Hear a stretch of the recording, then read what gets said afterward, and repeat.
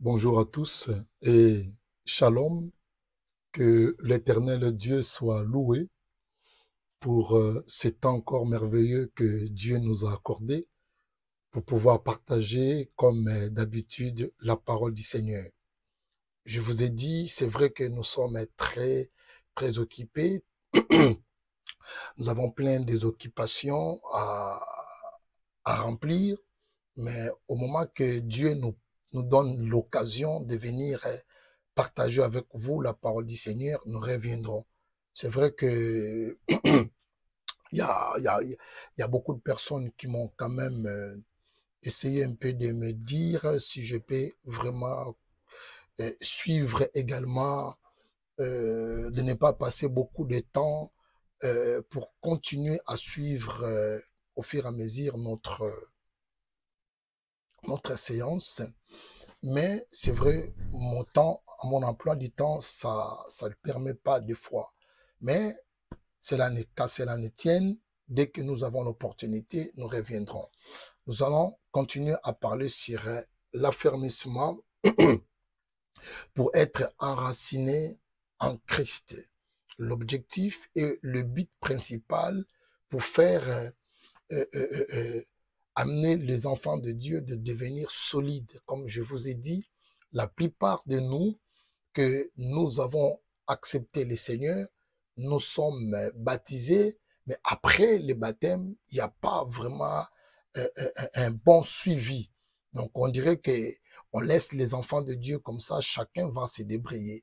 Et c'est là où il y a un problème qui est vraiment difficile là-dedans. Parce que normalement, dans la vie d'un enfant de Dieu, après le baptême que nous pensons comme aussi comme une nouvelle naissance, en même temps, une nouvelle naissance de manière vraiment physique, hein, parce que quand nous plongeons dans l'eau, c'est une nouvelle naissance pour nous de manière physique, mais spirituellement, c'est vraiment le changement qui vient lorsque Christ est entré en nous. C'est ça qui est vraiment nouvelle naissance. Mais en fait, lorsque nous laissons les gens comme ça après le baptême, c'est-à-dire que nous ne sommes pas en train d'aider nos frères et sœurs, parce qu'il va débriller dans sa façon, dans sa manière, mais or, normalement, après le baptême, il faudrait vraiment que le baptisé, comme nous avons eu la grâce de baptiser 5 personnes le dimanche passé, et après le baptême, il faudrait vraiment le suivi. Et dans ce suivi-là, c'est que nous appelons aussi le suivi pour être affermi. Après avoir qu'il soit affermi, c'est là où il peut faire face devant l'obstacle, devant le vent, devant les torrents, devant la pluie, devant dans toute sa marche en fait sur la terre. Parce que nous devons comprendre que l'affermissement, c'est vraiment une période, une étape qui est, comme je disais dans notre première édition, une étape principale, primordiale, cruciale à ne pas vraiment louper. Et si vous loupez ça, je vous ai donné un exemple. Je donne un exemple de 2 enfants, de 2 hommes où de 2 personnes sont grandis, l'autre sont nés et il a bien tété la mamelle de sa mère et l'autre est né aussi, mais il n'est pas vraiment tété le sein de sa maman, mais les deux sont grandis. Les deux sont grandis. Mais devant les épidémies, devant la maladie, devant des situations qui peuvent arriver dans le monde, vous allez remarquer que celui qui a bien tété, il résiste également. Il résiste dans l'épidémie, dans les maladies. Ça peut être choléra, ça peut être malaria, ça peut être toute maladie comme nous venons de passer des moments de Covid. Donc, celui qui vous parle là, ma mère m'a dit que j'ai tété jusqu'à l'âge de 5 ans. Jusqu'à l'âge de 5 ans. Donc, vous voyez, je me souviens aussi moi-même des fois on était en train de jouer avec mes amis quand on était petit à l'âge de 5 ans, 4 ans et demi, 5 ans. Et je vois, pendant que nous étions en train de jouer dans les sables, à un moment donné, je laisse mes amis et puis directement, je cours derrière ma mère, je cours à ma mère et je me lance dans sa poitrine.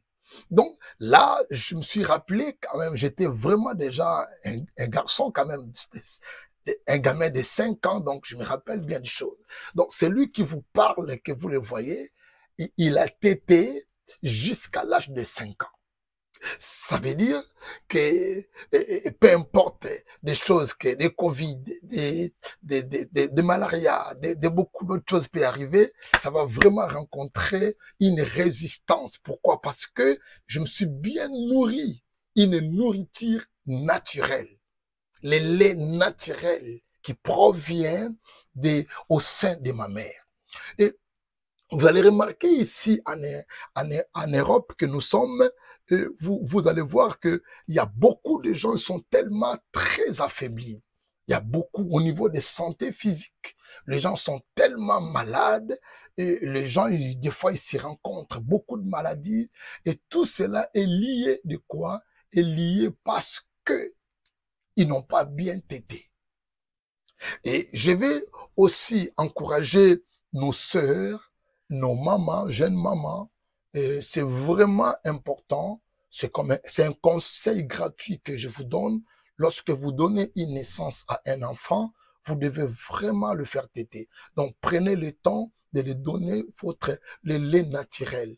Donc, ça aide beaucoup, même dans l'avenir de l'enfant. Ça aide beaucoup parce que devant le vent, devant des circonstances, devant des problèmes qui arrivent dans nos vies, devant des épidémies, devant beaucoup de maladies qui peuvent arriver, le lait naturel est là, ce qui peut aider afin que votre enfant puisse résister devant l'épidémie.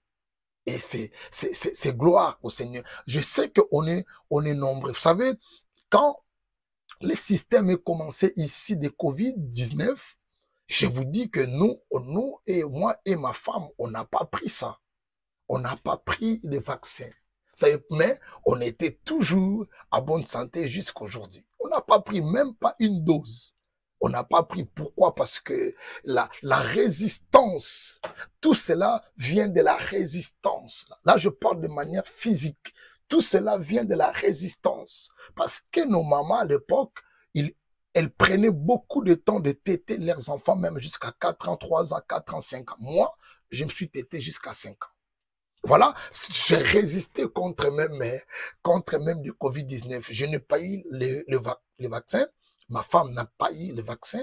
Et jusqu'au-là, on est là.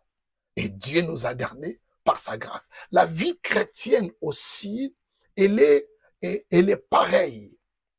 Elle est semblable à la même personne, la personne qui a bien tété la mamelle de sa mère. La vie chrétienne est pareille. Après notre conversion, après notre acceptation de notre Seigneur Jésus-Christ, et nous passons par les eaux de baptême, il est important dans tout chrétien, toute chrétienne, de passer par ce que nous appelons la période d'affermissement. L'affermissement, ça, c'est verbe affermir. C'est pour être solide, en fait, pour être fort. Parce que nous ne savons pas ce qui peut nous arriver demain. Bien sûr que la Bible, le Seigneur nous a déjà prévenus. Il dit qu'il ne serait pas facile. Il dit le chemin qui nous amène au ciel est étroit. C'est un chemin serré, c'est un chemin très petit. Mais c'est ces chemins-là qui nous amènent au ciel. Donc ça veut dire, pour aller là-bas, ça va demander une force, une persévérance et une endurance pour que nous puissions accéder au ciel. Mais le chemin qui amène dans la perdition, il dit ce chemin est large. C'est vraiment espacié. C'est un chemin qui est grand. Tout le monde, et il y a beaucoup de gens qui partent par là. Il est important, mon frère, ma soeur, si vous êtes dans l'église, vous n'avez pas passé ce temps d'affermissement, parlez même à votre pasteur, parlez à vos dirigeants, qu'ils vous retournent dans cette période-là. Parce que les gens, ils viennent de prendre baptême, les gens, ils viennent de recevoir Jésus-Christ comme Seigneur et Sauveur. Lorsqu'ils sont au milieu de peuple de Dieu dans l'église les dimanches, nous ne parlons des thèmes qui est un peu très difficiles, des thèmes où qui ne comprend absolument rien, des thèmes qui a rien à voir avec le débit de sa conversion. Et cette personne comme ça, elle ne peut pas résister devant les circonstances quand il arrive.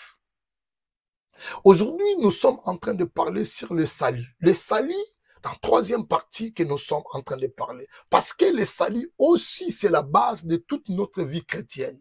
Le salut. Nous avons dit que je définis le salut dans ma manière comme un cadeau de Dieu. N'est-ce pas? Parce que le salut, tous ces mots-là aussi viennent du grec, mais bien avant aussi que Ésaïe, déjà le prophète Ésaïe a parlé aussi du salut. Donc, mais en grec, on appelle ça sozo, qui signifie tout simplement le être sauvé, c'est sauvé, en fait. Et le salut, quand je définis le salut, je parlais du salut dans ma manière comme un paquet. Je tirais ce verset dans Romains chapitre 6, verset 23.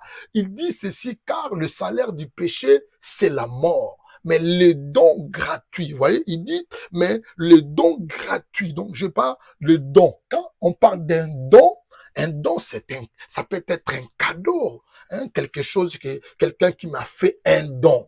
Donc, ça peut être un cadeau. Et c'est pourquoi j'ai imaginé que le salut également, c'est vraiment un don. C'est un cadeau que Dieu nous donne, comme je disais. Donc, mais dans ces dons-là, dans ces cadeaux-là que moi j'ai utilisé cadeau, que Dieu nous donne, dans ces cadeaux-là, c'est comme un paquet, hein, un paquet que vos enfants, ou bien ton mari, ou ta femme, quand il nous porte peut-être un cadeau les jours d'anniversaire.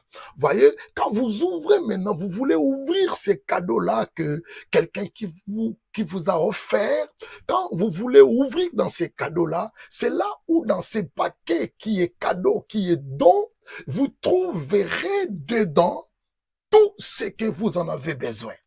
C'est ça, en fait, les saluts. Vous trouverez tout ce que vous en avez besoin. La joie, la paix, dans ces cadeaux, la délivrance, le pardon des péchés, la sanctification, les succès, quoi encore? Tout est là-dedans dans ces cadeaux-là. Donc, quand vous trouvez ces cadeaux-là, vous êtes, comme je disais, l'homme le plus heureux du monde. Vous voyez? Parce que dans ces cadeaux-là, les cadeaux qui vont correspondre, en fait, dans le besoin que tu as. Les cadeaux-là, que lorsque nous nous rencontrons avec ces cadeaux, et lorsque vous accueillez ces cadeaux, dans ces cadeaux-là, ça va vous satisfaire. Vous allez rencontrer la chose que vous cherchez. Si vous étiez malade, le même cadeau-là, ces cadeaux-là qui vous donnent la guérison, les cadeaux-là qui vous libèrent, les cadeaux-là qui vous donnent la paix, les cadeaux-là qui vous donnent la joie, le courage, l'affermissement, et tout est dans ces cadeaux-là. C'est merveilleux quand nous trouvons ces cadeaux pareils. C'est merveilleux. Il a dit dans ses paroles, comme je dis, c'est un cadeau. Aujourd'hui, nous allons vraiment comprendre aussi, c'est quoi aussi ces cadeaux-là. Il a dit ceci. Car Dieu a tant aimé le monde, Jean 3,16. Il a donné son fils unique. Il a donné. Vous voyez? Il a donné comme un cadeau. Il a donné comme un don. Il a donné comme un paquet. C'est lui, il dit, car Dieu a tant aimé le monde qu'il a donné son Fils unique, afin que quiconque croit en lui, qu'il ne périsse point, mais qui ait la vie éternelle. Vous voyez? Donc, les cadeaux là que nous sommes en train de parler, ces cadeaux est le Fils, en fait, de Dieu vivant, qui est venu sur la terre, qui a donné son fils unique, son propre fils unique, afin que quiconque, quand on parle de quiconque, on parle de l'humanité, on parle de n'importe qui, pas seulement les Juifs. Bien sûr que le salut est venu principalement pour les Juifs, mais lorsque les Juifs ont négligé ce salut, le Seigneur a donné ce salut pour toutes les nations. Il dit, quiconque reçoit ce salut-là, son fils a la vie éternelle. Je vous ai dit que le salut nous épargne de la mort éternelle. Il nous épargne de la mort pour nous amener à la vie. Et ce salut-là, il est centralisé à son fils, pas à quelqu'un d'autre. Donc, ce paquet que je suis en train de vous dire, ce paquet-là, c'est un homme. Ce cadeau de Dieu-là, c'est un homme. Les dons gratuits, il dit, car le salaire du péché, c'est la mort, les dons gratuits de Dieu, les dons gratuits de Dieu, les cadeaux gratuits de Dieu, c'est la vie éternelle en Jésus-Christ, notre Seigneur et Sauveur. Aujourd'hui, je vais parler de Matthieu chapitre 1er. Je prends la naissance de ces cadeaux de Dieu. Marie est devenue enceinte et Marie, elle avait un fiancé au nom de Joseph. Et après, dans leur fiançailles, ce qui est important à comprendre aussi, lorsque nous sommes dans la période de fiançailles, c'est une période d'observation. C'est une période de se connaître encore davantage, mais je ne vais pas entrer en profondeur parce que nous aurons aussi avec vous un thème sur le mariage. Ils étaient fiancés, Joseph et Marie. Et la Bible dit que le Seigneur a trouvé bon, le Père a trouvé bon parce qu'il cherchait bien sûr les moyens pour sauver l'humanité après avoir que Adam et Ève ont désobéi. Et la Bible dit, Dieu a trouvé un moyen par la voix d'une femme, et le Seigneur a fait entrer dans le sein de la jeune femme Marie. Du coup, Marie devient enceinte. Et elle a annoncé ça à son fiancé Joseph. C'était quelque chose, depuis que le monde est monde, on n'a jamais entendu des choses comme ça. Une fille vierge qui n'a pas connu d'homme dans sa vie, malgré elle était fiancée à Joseph. Et vous voyez l'honnêteté de Joseph aussi. Joseph n'a pas voulu toucher Marie malgré le sentiment était là. Malgré ils étaient encore jeunes. Mais la crainte de l'Éternel là, qui faisait que Joseph n'a pas touché Marie. Joseph était étonné, Marie, je n'ai pas touché. Mais comment que tu peux devenir enceinte? Je pense que tu m'as trahi. Je pense que tu as trébuché quelque part. Et moi et toi, nous allons rompre cette amitié ou cette relation. Je ne peux pas cautionner des choses comme ça. C'était comme ça. Marie a supporté de perdre son fiancé. Ce n'était pas facile pour Marie aussi. Donc nous devons comprendre que nous bénissons vraiment les deux parents, que Marie et Joseph, parce que ce n'était pas facile. Lorsque nous aurons le temps d'analyser cette histoire de Marie et Joseph, vous allez voir que il est difficile à comprendre ça ou accepter cela. C'est que j'aime aussi à Joseph qui n'a pas voulu aussi diffamer et elle a trouvé les moyens. Elle a trouvé les moyens pour essayer un peu de rompre cette relation en secret.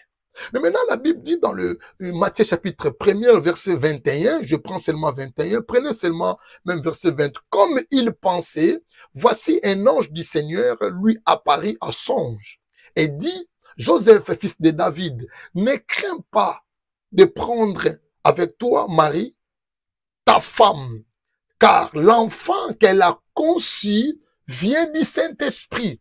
L'enfant qu'elle a conçu vient du Saint-Esprit. Elle enfantera un fils et tu lui donneras le nom de Jésus. Le nom de Jésus, c'est vraiment, ça vient de l'ange, Dieu lui-même qui l'a donné. Il dit, tu donneras le nom de Jésus. Jésus, et ce nom-là est proche des noms de Joshua. Joshua. Même quand on parle de Josué, Joshua, Jésus, c'est presque la même chose. Le nom de Joshua, ça c'est en français, mais en grec, ça vient vraiment Joshua, au nom de Joshua. Et c'est lui, il dit ici, c'est là où je tirais vraiment, je mérite attirer l'attention de chacun de nous, c'est lui qui sauvera son peuple de ses péchés. C'est lui qui sauvera. Vous voyez, je vous ai dit que le salut signifie sauver. Donc Jésus, quand est venu comme un fils de Dieu, pour juste te sauver, pour nous, pour faire retourner le peuple dans la position, comme je disais, initiale. Pour retourner le peuple dans tous les bonheurs, parce que nous avons perdu ces cadeaux. Et le Seigneur est venu pour sauver le peuple de son péché. Il dit sauver. Le salut signifie sauver. Et c'est ainsi que Joseph, quand il s'est réveillé, il a compris que non, donc Marie n'a pas triché. Ça, c'est vraiment Dieu. Il a compris que c'est Dieu. Et il est allé maintenant chercher encore Marie pour chercher à réparer les relations. C'est ainsi que Joseph et Marie ont continué leur marche. Ce n'était pas facile. Vous parlez tout simplement de Marie parce que Marie a porté quand même, nous avons vu qu'il a porté le bébé dans le cœur, dans son ventre. Mais regardez Joseph aussi, vis-à-vis à l'égard des hommes, à l'égard de sa famille. Regardez Joseph qui a accepté une femme qui n'a pas également, une femme qui n'a pas, qui porte un bébé qui n'est pas le sien, qui porte un bébé qui n'est pas le sien. Et quel sera le regard de sa famille, de ses amis ou de son environnement? Ce n'est pas facile aussi. Donc c'est là aussi, nous louons, nous bénissons aussi Joseph parce qu'il a accepté de prendre Marie telle qu'elle est. Donc Joseph a porté également la honte dans sa vie. Nous parlons sur les saluts. Parce que la vie chrétienne, ça, c'est vraiment je peux dire que le commencement, la genèse de la vie chrétienne, c'est le salut. Il n'y a pas d'autre chose. Le salut, c'est la genèse de la vie chrétienne. C'est le commencement de la vie chrétienne. Vous ne pouvez pas aller plus loin sans pourtant d'abord recevoir le salut en vous. Aujourd'hui, je parle de salut comme un homme. Pas comme un cadeau, tout simplement, mais un homme. Un homme, ces cadeaux que Dieu nous a envoyés sur la terre, en fait, or, ces cadeaux, c'est un homme. Je prends Luc chapitre 19. Qu'est-ce que le salut peut faire dans la vie d'un homme? Je pense que la première des choses, c'est que le salut fait lorsque quelqu'un qui reçoit ces cadeaux, lorsque quelqu'un qui rencontre avec cet emballage, lorsque quelqu'un qui rencontre avec ces paquets, la première des choses, c'est que le salut fait dans la vie d'un homme un changement. Le salut change la vie d'une personne. Si vous avez rencontré le salut, et vous dites que j'ai le salut en moi et que vous n'avez pas changé, quelque chose de vous qui n'est pas mort, ce qui était ancienne ou ancienne vie ou ancien caractère ou ancien comportement qui ne glorifiait pas le Seigneur, qui n'était pas en fait dans le bon sens de l'humanité, qui n'est pas mort en vous, ça veut dire vous n'avez pas encore rencontré ces cadeaux. Le salut, c'est un paquet, comme j'ai dit, et dans ce paquet-là, vous trouverez aussi ce que nous appelons la repentance. Or, la repentance, en grec, on dit métanoïa, c'est-à-dire changement, le changement. Donc, quand vous rencontrez le salut, vous devez vraiment, ou le monde et vous-même, vous devez constater que j'ai rencontré le salut. C'est une personne. Au-dessus des cadeaux, au-dessus de tout, mais le salut, c'est une personne. Luc chapitre 19, verset 1er. Jésus étant entré dans Jéricho. Ah, le salut est entré dans Jéricho.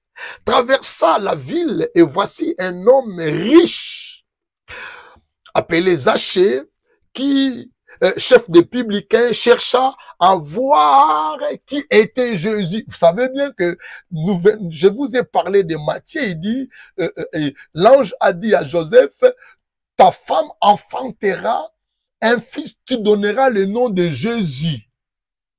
Jésus. Il dit, qui signifie Emmanuel. Il dit, c'est lui qui sauvera. Donc Jésus signifie déjà salut. Jésus signifie déjà sauver.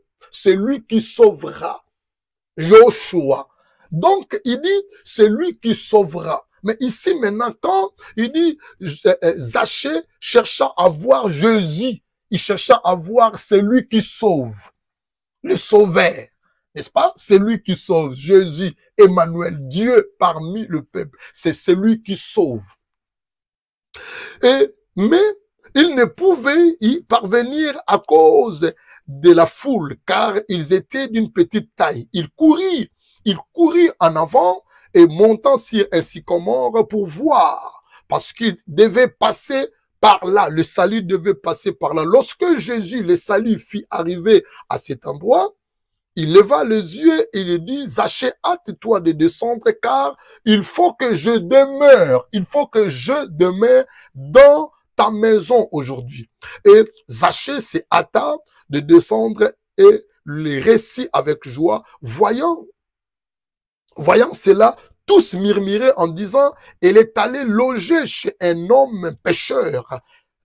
Mais Zachée s'est tenu devant le Seigneur, lui dit, voici, Seigneur, je donne aux pauvres la moitié de mes biens, et si je fais tort à quelque chose, à quelqu'un, je lui rends le quadruple.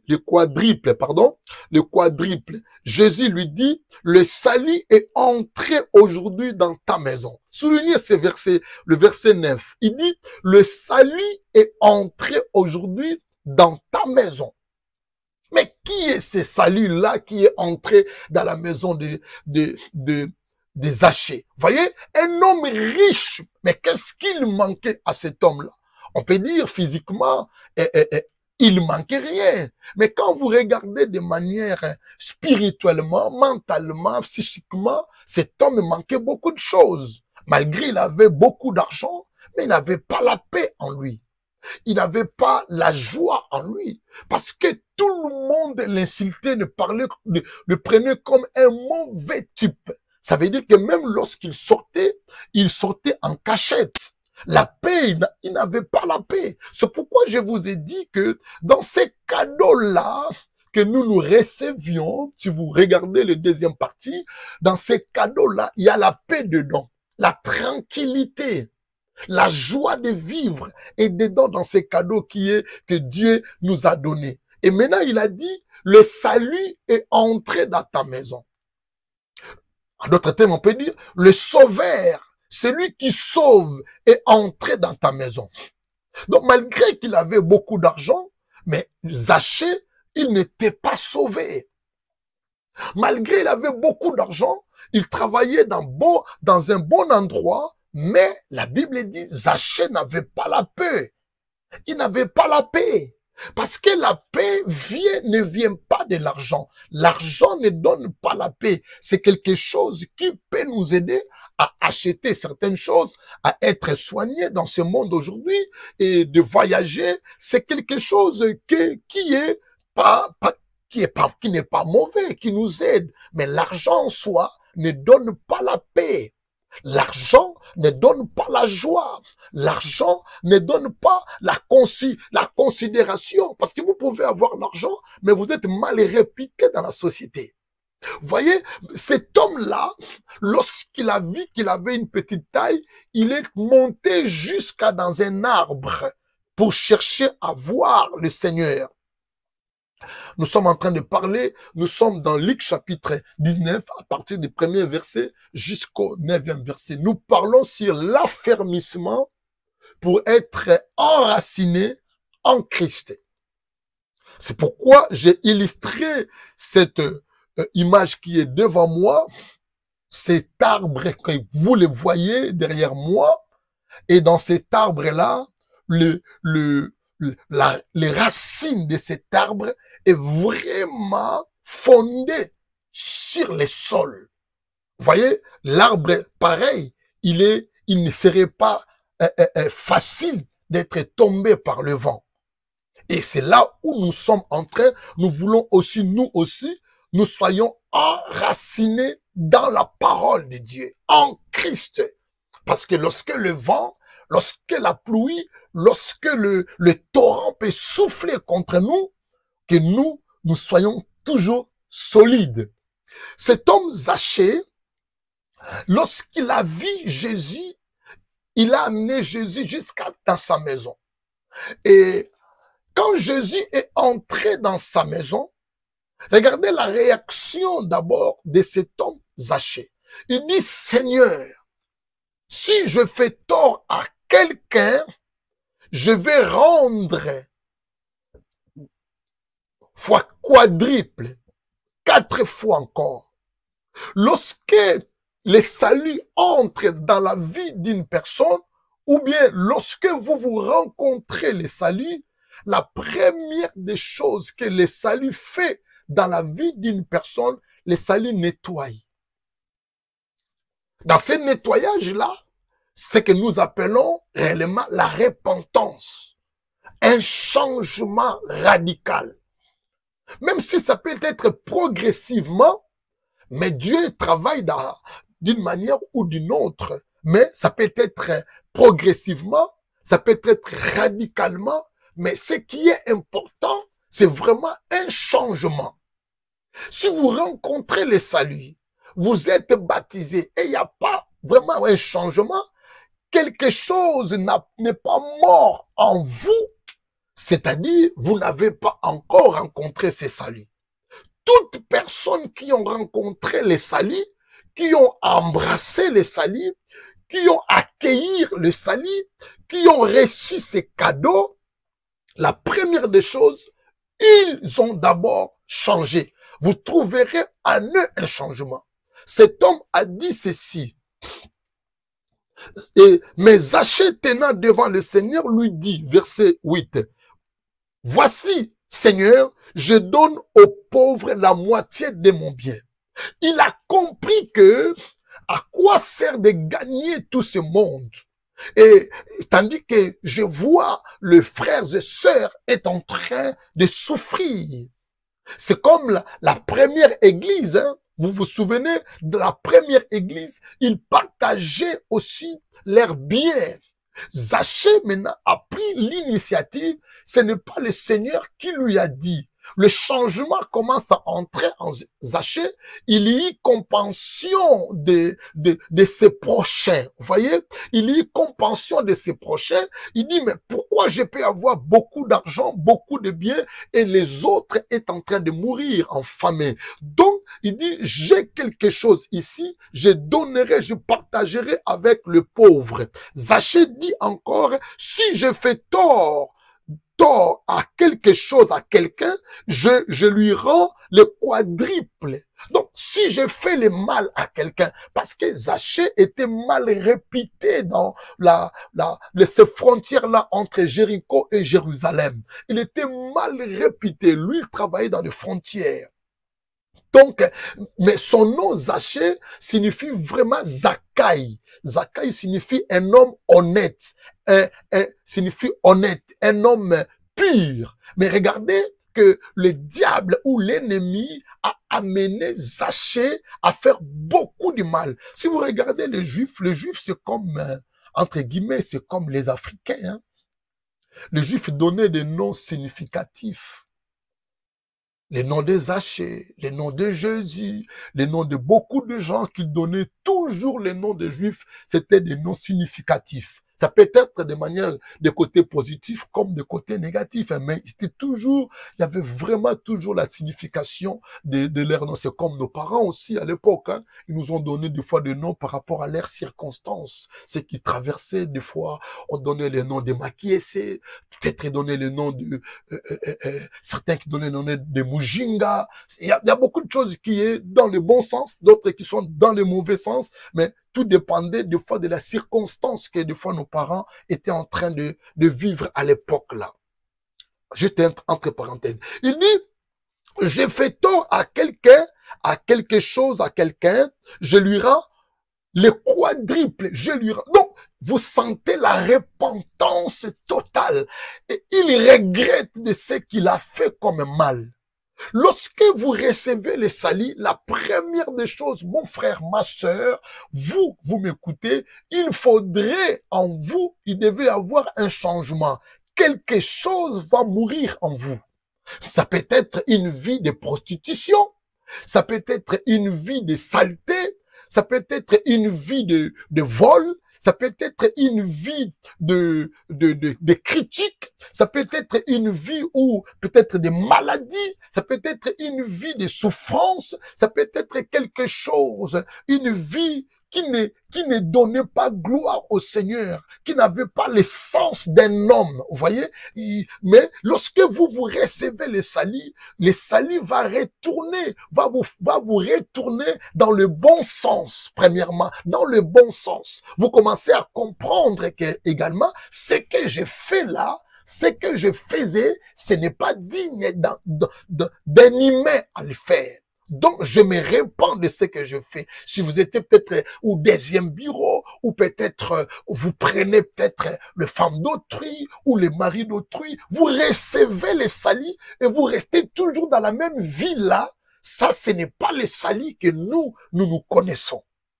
Vous étiez voleur. Lorsque vous rencontrez les salis, vous savez, ici, Zachée, on peut aussi le mettre dans un côté comme un voleur, hein, parce qu'il prenait des choses des gens à la frontière de manière vraiment exprès. Personne ne va le dire. Mais or, même les Juifs, quand les Juifs ont su que il était juif aussi d'origine, ils étaient dans la colère, ils ne pensaient pas que leurs propres compatriotes peuvent le faire comme ça. Il était tellement mauvais. Mais lorsqu'il a réussi le salut dans sa vie, le salut transforme, mon frère. Le salut transforme. L'apôtre Paul dit ceci, les choses qui étaient pour moi des gains, dans Philippiens chapitre 3, les choses qui étaient pour moi les gains, je les regarde aujourd'hui comme une perte. Pourquoi? À cause, j'ai reçu le salut en moi. Donc, quand vous recevez le salut, vous ne pouvez plus continuer dans la même vie, dans l'ancienne vie. C'est-à-dire, soit on vous a enseigné mal, soit vous avez raté la période d'affermissement, soit que vous n'avez vraiment pas encore rencontré le salut. Quand le salut entre dans ton cœur, dans ta maison, dans ta vie, mon frère, ma sœur, vous pouvez vraiment rester comme ça, un petit copain comme ça que vous vivez, vous faisiez des bêtises, vous faisiez tout, et vous l'appelez pour dire que moi et toi, c'est fini. Pourquoi? Parce que j'ai réussi un autre copain, j'ai réussi un sauveur, j'ai réussi un autre mari. Donc Jésus, c'est un cadeau pour nous, comme je disais, il est notre copain, il est notre mari, il est tout pour nous, il est notre patron. Même lorsque je n'ai pas de travail, mais quand je reçois ce Jésus, le Seigneur lui-même, il pourvoit à tous mes besoins. C'est pourquoi je disais c'est un cadeau. Ce que nous voyons aujourd'hui, c'est manque de cet affermissement. Les gens, ils ont reçu le salut. On dirait que le salut n'agit plus dans leur vie. Parce que leur cœur est toujours endurci, mais parce qu'ils sont manqués aussi le temps d'affermissement. Zachée, il dit ceci, que je donnerai, si je fais tort à quelqu'un, je me répands et je rends à quadruple. Je vais encore payer, je vais encore donner quelques pourcentages à tous les mal que moi j'ai commis comme mal. Jésus leur dit, verset 9, le salut est entré aujourd'hui dans ta maison. Maintenant, dites-moi, quel est vraiment le salut? Qu'est-ce qui est entré dans la maison des Zachée? C'est Jésus. Donc, c'est Jésus qui est le salut de Dieu. C'est Jésus qui est notre salut. En fait, le salut en soi, c'est une personne de Jésus-Christ de Nazareth. Quand il entre dans votre vie, il faudrait qu'il amène le changement. Il nettoie même votre cerveau. Il nettoie votre système, la façon de vous amener votre vie. Il change votre façon de voir des choses. Il vient imposer son autorité en vous. Et vous devenez également en Christ. Votre identité, notre identité change également. Nous avons pris l'identité de Christ. Et c'est alors aussi que vous devez comprendre que vous devez avoir peur de rien. Pourquoi? Parce que celui qui est en vous, celui qui est entré dans votre maison, il s'appelle Jésus. C'est lui qui a vaincu la mort. Celui qui a vaincu les démons, il a vaincu le diable. Il a vaincu toute chose. Il habite en vous. La mort n'a plus le pouvoir sur votre vie parce que celui qui a vaincu la mort habite en vous. Et mais est-ce que nous voyons même les chrétiens d'aujourd'hui, les chrétiens ont toujours peur, malgré qu'ils ont reçu le salut, mais ils ont peur des démons, ils ont peur de la mort, ils ont peur de tout parce que nous avons manqué cette période de l'affermissement. Que Dieu vous bénisse. C'est cette troisième partie, nous allons passer dans les quatrième partie, si Dieu nous permet encore. Portez-vous bien, à très bientôt. Au revoir.